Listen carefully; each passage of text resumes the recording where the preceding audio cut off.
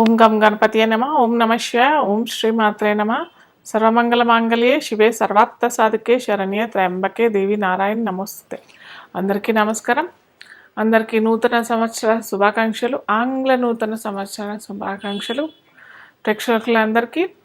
అయితే మనకి ఇంతకు ముందర లాస్ట్ టైంలో నేను ఒక్కొక్క రాశి వాళ్ళకి 2025 ఏ ఏ రాశుల వారికి ఎలాంటి ఫలితాలు వస్తాయి, అవి మన తెలుగు పంచాంగంతో సంబంధం లేకుండా కేవలం ఆంగ్ల సంవత్సరం దాని ప్రకారం మనము ఏ ఏ రాశులకి ఏ ఏ మార్పులు జరుగుతాయి, ఎలా ఉంటుంది, ఇవన్నీ నేను ఇన్డెప్త్గా చెప్పాను లాస్ట్ వీడియోలో.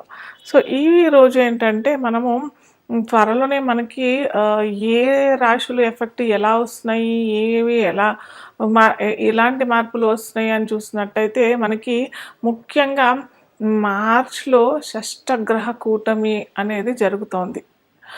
క్రితం మనకు 2019 సంవత్సరంలో కూడా షష్టగ్రహ కూటమి ద్వారా మీకు అందరికీ తెలిసిందే, మనకందరికీ ఎంతోమంది జ్యోతిష్ శాస్త్ర నిపుణులు మరియు శాస్త్రవేత్తలు ఎన్నో రకాలుగా చెప్పారు.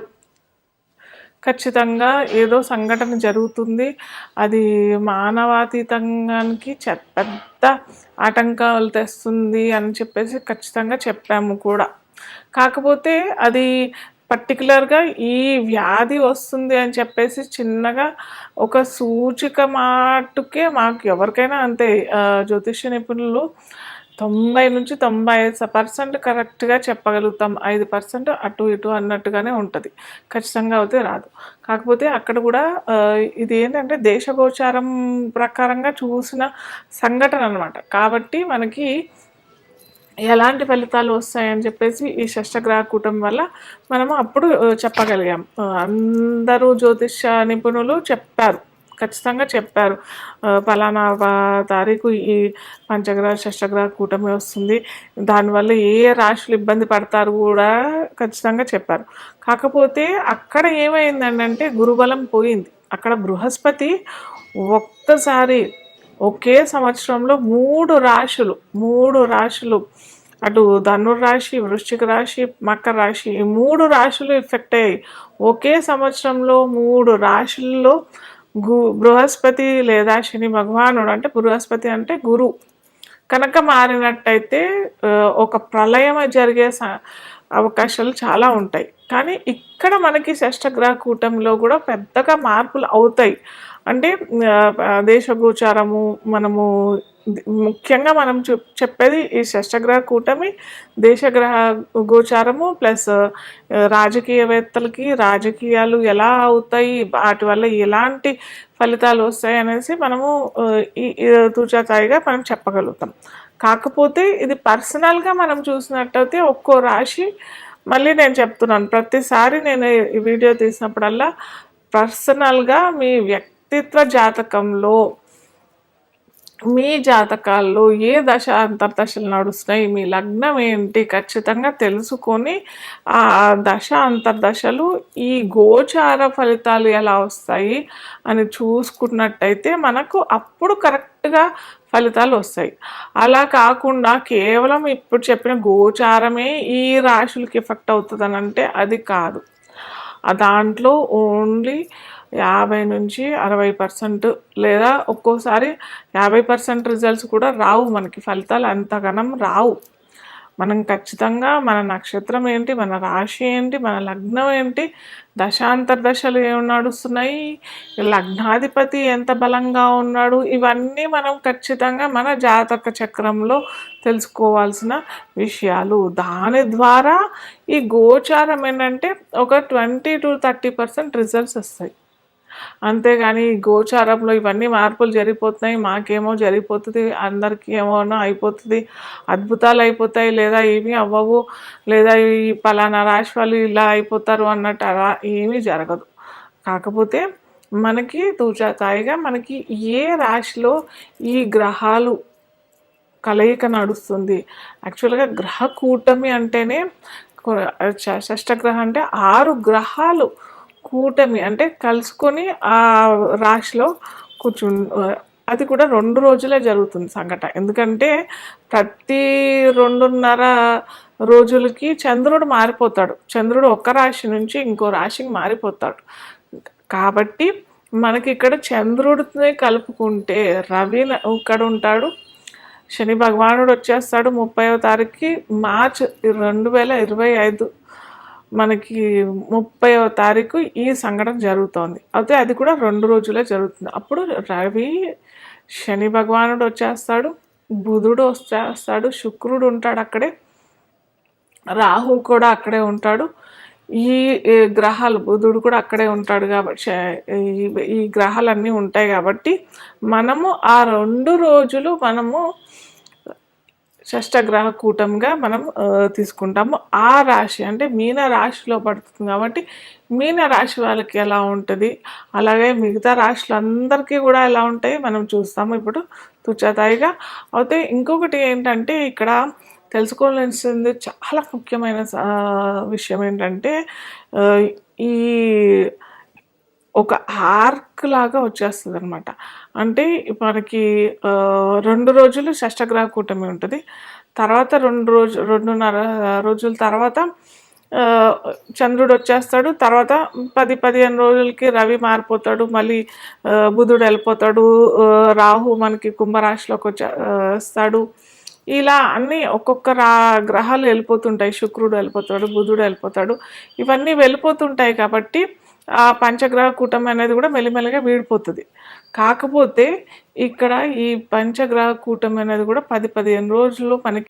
అయితే 7 లగ్నాలకి మటుకు కాలసర్ప దోషం వస్తుంది. అయితే చాలా మటుకు అందరూ చెప్పేది ఏంటంటే కాలసర్ప దోషం అనేది కాలసర్ప యోగమా అని చెప్పబడుతుంది మన పూర్వీకులు చెప్పిన విధానం. అయితే ఈ కాలసర్ప యోగము దేశగోచారంకే వర్తిస్తుంది, కానీ పర్సనల్గా వ్యక్తిత్వ జాతకానికి ఎటువంటి ఇబ్బంది ఉండదు అనేసి చెప్తారు. కానీ కొన్ని లగ్నాలకి మటుకు ఒక్కొక్క 12 రకాల ఇవి కాలసర్ప దోషాలు ఉంటాయి. సో ఒక్కొక్క కాలసర్ప దోషం ఒక్కో విధమైన ఫలితాలు కూడా ఇస్తుంది. ఇన్డెప్త్గా ఎప్పుడన్నా వీలుంటే నేను చెప్తాను ఒక్కొక్క కాలసర్ప దోషం ఏ విధమైన ఫలితాలు ఇస్తుంది అని చెప్పేసి మరిన్ని వీడియోస్లోను. అయితే అలా ఈ 7 లగ్నాలకి మటుకు ఖచ్చితంగా ఈ కాలసర్ప దోషం అయితే వర్తిస్తుంది. మీరు ఎవరన్నా పిల్లలు పుట్టేవాళ్ళు వాళ్ళు ఏమన్నా ఉంటే ఏమంటారు, చాలామంది నన్ను అయితే అడుగుతుంటారు టైమింగ్స్ ఇవ్వమని చెప్పేసి. దయచేసి ఈ కాల సర్పదోషంలో కాకుండా వేరే లగ్నాల్లో చూసుకోండి మీ పిల్లలు పుట్టుక. ఇది ఒక్కటి మన చేతిలో కొద్దిగా ఉంటుంది. జనన సమయము మరణ సమయము ఈ 2 మన చేతుల్లో ఉండవు చెప్పాలంటే. కాకపోతే మన మానవ ప్రయత్నం ఏదన్నా చేయాలని అంటే మటుకు ఇది మన చేతుల్లో ఉంటుంది. కాస్త చూసి చేసుకోండి. మిథున లగ్నం తెలియని వారికి రాశి అని అనుకున్నట్టయితే మిథున లగ్నానికి అధిపతి బుధుడు అవుతాడు. సో ఈ మిథున లగ్నానికి ఏమైందంటే 10వ రాశిలో అంటే దశమంలో వీరికి దశమం అవుతుంది మీనరాశి. దశమంలో 6 గ్రహాలు కూర్చుని ఉన్నాయి. సో ఇక్కడ ఏమవుతుందంటే బుధుడు కూడా అక్కడే ఉన్నాడు. బుధుడు నీచపడిపోతాడు అనమాట. అక్కడ బుధుడు నీచపడిపోవడము, అలాగే రవితో పాటు ఉండడము. రవి బుధుడు ఇన్ జనరల్గా 90% జాతకాల్లో బుధుడు రవి కలిసే ఉంటారు. అది బుధాదిత్య యోగం అని చెప్పేసి మనం చెప్పుకోవచ్చు. అలాగే కొన్ని ఉంటాయి, కొన్ని డిఫరెన్సెస్ ఉంటాయి. కొన్ని ఏ రాశుల్లో అది కనుక ఆ కలయిక ఉంటే మనకి మంచిది అవుతుంది, మనకి మంచి చెడు ఫలితాలు ఇస్తుంది అనేసి మనము ఇన్డెప్త్గా ఏదైనా ఒకరోజు మనం స్పెసిఫిక్గా ఒక వీడియో పెట్టుకుంటాము. అయితే ఇక్కడే ఏంటంటే మనము బుధుడు కనుక నీచపడలేదు అని అంటే మటుకు దశమంలో ఇన్ని గ్రహాలు ఉండడము చాలా మంచిది. కాకపోతే చెప్పాను కదా, బుధుడు నీచపడిపోతాడు కాబట్టి అటు ఉద్యోగ ప్రయత్నాలు చేసుకునే వాళ్ళకి ఇబ్బంది, అంటే మిథున లగ్నం వారికి ఇబ్బంది కొద్దిగా. లేదా ఉద్యోగంలో ఆల్రెడీ ఉన్న వాళ్ళకి కొద్దిగా ఇబ్బంది, వ్యాపార రంగంలో ఉన్న వారికి ఇబ్బంది. అలాగే నన్ను ఈ మధ్య కాలంలో చాలామంది అడుగుతున్నారు, వ్యవసాయదారులకి ఏం చెప్పట్లేదని చెప్పేసి. సో, ఈ వ్యవసాయదారుల వారికి కూడా ముఖ్యంగా బుధుడు ఆకుపచ్చ రంగుకి కారకుడు కాబట్టి, మన వ్యవసాయ రంగానికి కూడా ఈ బుధుడే కారణం కాబట్టి ఖచ్చితంగా ఈ వ్యవసాయ రంగంలో ఉన్న వాళ్ళు కూడా ఈ ఫిబ్రవరి నుంచి అంటే మాఘమాసం నుంచి మనకి ఉగాది వచ్చేదాకా ఖచ్చితంగా మీరు దాన ధర్మాలు బుధవారం చేసుకోవటం, రవి అంటే ఆదివారం, బుధవారం, శుక్రవారాలు ఈ 3 వారాలు ఖచ్చితంగా మీకు తోచినయి. నేను చెప్పేది ఏంటంటే పువ్వులైతే పూలు, దేవుడికి అర్పించడానికి పువ్వులైతే పూలు, పళ్ళైతే పళ్ళు, లేదా మాకు చేతనవుతుంది అని అంటే ఆకుపచ్చ రంగు సంబంధించిన ఏ వస్త్రాలన్నా ఇవ్వచ్చు. అలాగే గరికతో వినాయకుడికి అభిషేకం వినాయకుడికి అర్చన అష్టోత్తర నామాలు చదివి అర్చన చేసినట్టయితే కూడా చక్కటి ఫలితాలు వస్తాయి.